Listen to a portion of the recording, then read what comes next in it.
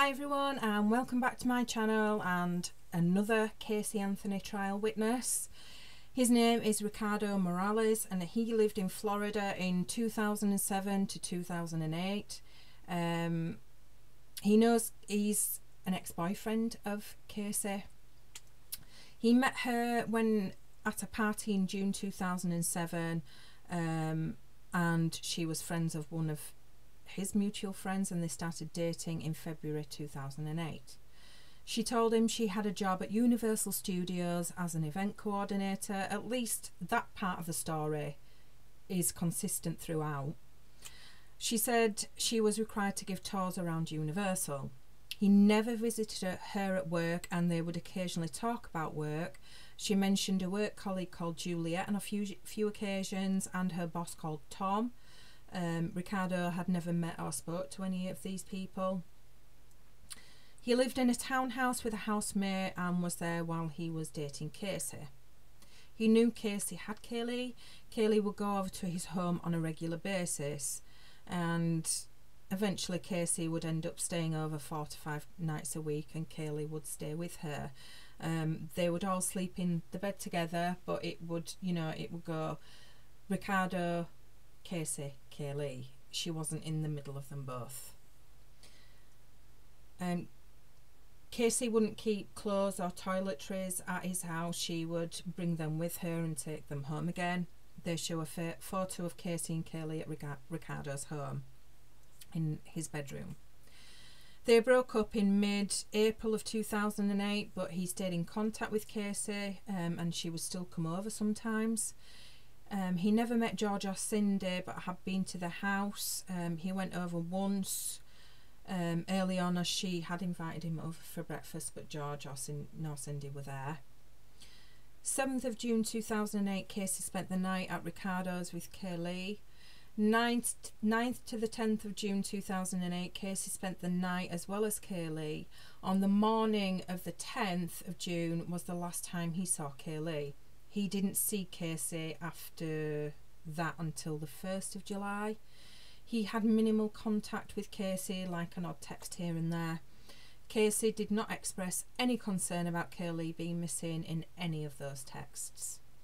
1st of July 2008, Casey's friend Amy had been sleeping at Ricardo's on the couch. She was staying there because her car had broken down and his house was close to her work, so she was just staying over there. He knew that Amy was looking for somewhere else to live and knew she planned on moving in with Casey in her parents' house. Casey was at his house that morning talking to Amy.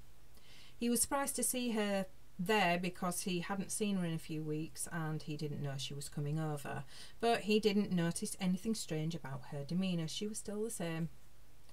2nd of July 2008, Ricardo went to Boston for a week. He had no contact with Casey in that time. He then came back to Florida and then flew straight to Puerto Rico and met up with a few friends, including Amy. This was a trip that had been planned in advance, about 6 months ago.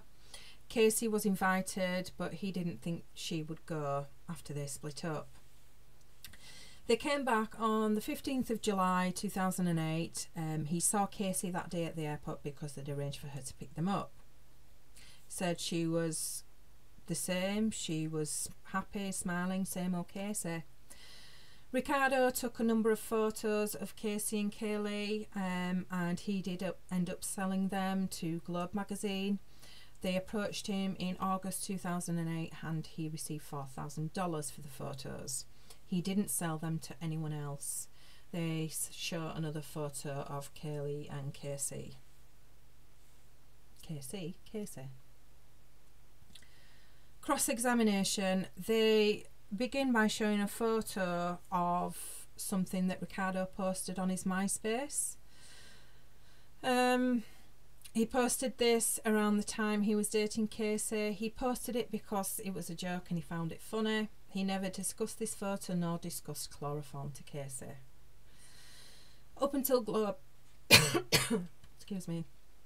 Up until Globe magazine approached, he hadn't spoken to any media.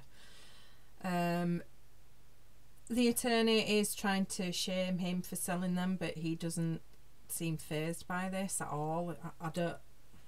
He doesn't seem ashamed by it.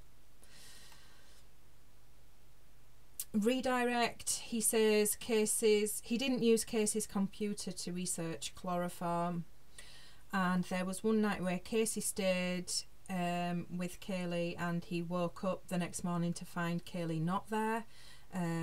He can't remember the date. He asked Casey where Kaylee was, and she told him that her mum had called her in the middle of the night and had to take her back. That sounds really odd. The recross, Casey was a good mother from what he saw. Kaylee appeared happy with Casey. He never saw Casey strike Kaylee. He only ever saw Casey discipline Kaylee when trying to get her to go to sleep like any other mother. So that's the end of that witness, and we'll be back with the next one. So until then, bye for now.